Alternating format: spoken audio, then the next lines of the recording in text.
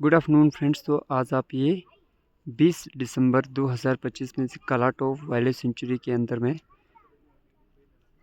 इस तरह का फॉरेस्ट का एंजॉय आप ले सकते हो। ये देख सकते हो सिर्फ माउंटेन पीर पंजाल रेंज इस टाइम पे देखो बर्फ़ से एकदम खाली पड़ा हुआ है। अभी तक तो देखो स्नोफॉल बिल्कुल भी नहीं हुआ, लेकिन आज का जो क्लाइमेट है वो एकदम क्लाउडी हो चुका है।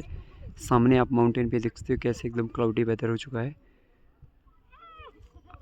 एक दो दिन में बताया अभी स्नोफॉल का, तो देखते हैं अभी कब तक स्नोफॉल होता है। ये नीचे अपना ऊंचा डलहौजी एरिया एकदम खाली पड़ा हुआ है, और अपना ये कालाटोप पे एडवेंचर एक्टिविटीज़ का जो सेटअप बना हुआ है जैसे नाइट स्टे कैंपिंग एकदम खाली, स्नो की वजह से एकदम खाली है अभी। बट व्यू काफ़ी अच्छा है, आप देख सकते हो सामने के माउंटेन रेंज एकदम से खाली है। भाई एक दो दिन में जब स्नोफॉल होगा तो ये पूरा बर्फ़ से भर जाएगा। तो तकरीबन ये अपना कालाटोप पे ही 3-4 फीट की स्नो देखने को मिलती है। सो आप देख सकते हो अमेजिंग व्यू।